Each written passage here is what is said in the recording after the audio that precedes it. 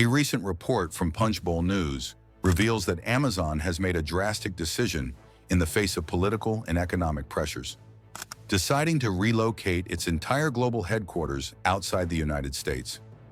But what's driving this bold move, and why is it so controversial? In early 2025, Amazon ignited a political firestorm by proposing a new way to show consumers the impact of President Trump's trade tariffs on product prices. The plan was to openly display how much tariffs were inflating prices, including 145% on imports from China and 10% on other goods. This move quickly escalated into a political battleground, with Punchbowl News leaking the proposal in April 2025. The response from the White House was swift.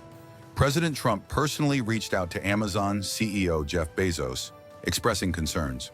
White House Press Secretary Caroline Leavitt publicly denounced Amazon's proposal, calling it a politically motivated act. Although Amazon swiftly retracted the idea, the damage was done.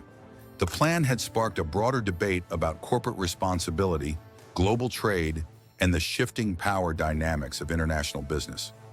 The situation quickly escalated beyond product pricing. It became a defining moment in the global trade war, revealing deep-seated tensions between U.S. policy and corporate interests.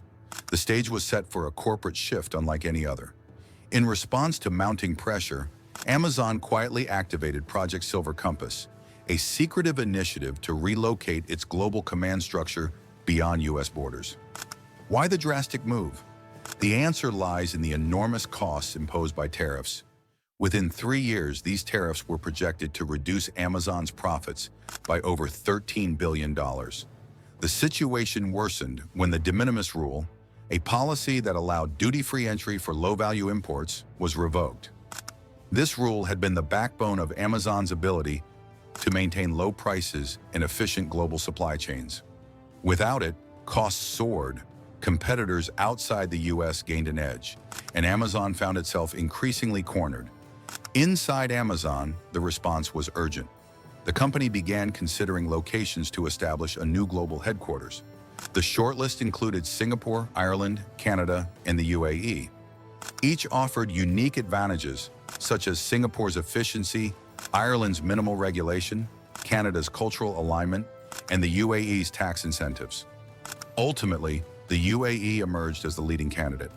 In what could be seen as an unprecedented offer, the Emiratis provided Amazon with a 10-year tax exemption, a custom-built logistics district in Dubai, and relocation support for up to 40,000 employees and their families.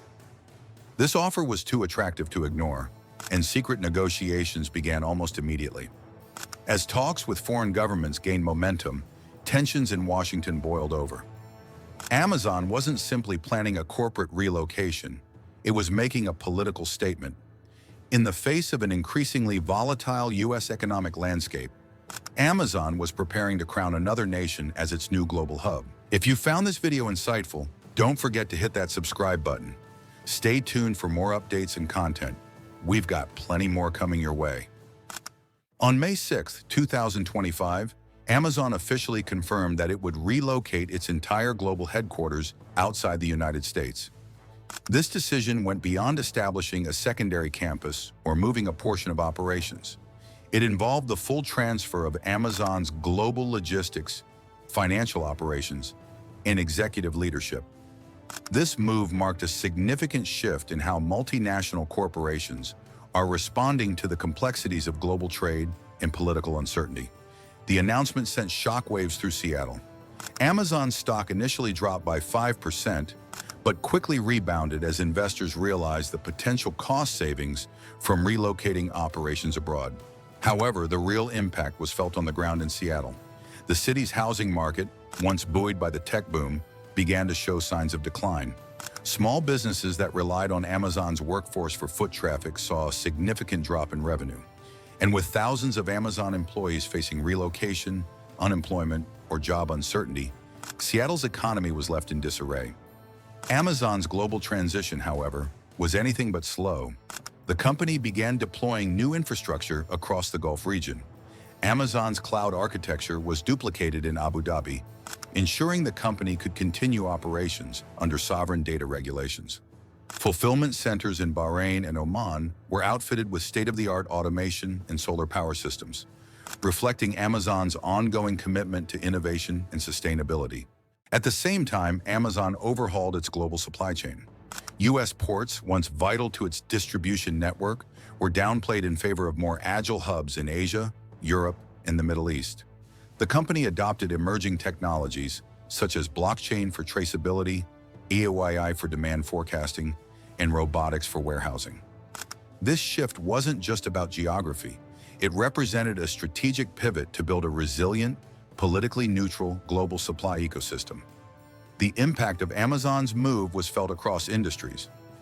Other major U.S. corporations began recalibrating their strategies. Apple, for example, ramped up its lobbying efforts to secure tariff exemptions for critical Chinese components. Tesla, which was already building a battery facility in Indonesia, sought preferential tax treatment. Walmart, traditionally grounded in American logistics, began reassessing its global sourcing and manufacturing strategies. The message was clear: if Amazon could leave, so could anyone. In response, the U.S. political landscape became increasingly divided. Lawmakers demanded investigations, while consumer advocacy groups accused Amazon of abandoning American workers. Labor unions, in particular, were vocal in their criticism, decrying Amazon's shift as a betrayal of its American roots. But the core question remained: what does it mean to be an American company in 2025? In an era defined less by borders and more by supply chains, tariffs, and treaties? Amazon's move wasn't just about business strategy.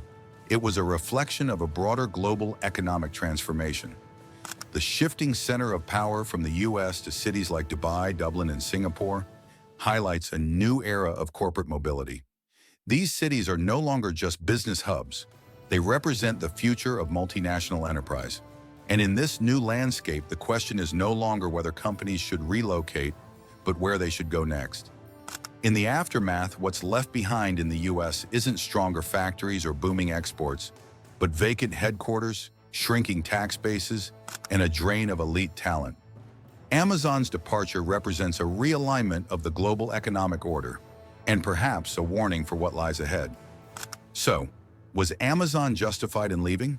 Should U.S. policy shift to prevent more companies from following suit? Can America still lead in a world where capital moves freely across borders? These are the questions that businesses, policymakers, and citizens alike must now consider. If you want to dive deeper into this topic and explore where companies like Tesla, Apple, and Walmart might be headed next, drop your thoughts in the comments, and don't forget like and subscribe for the latest updates on global politics.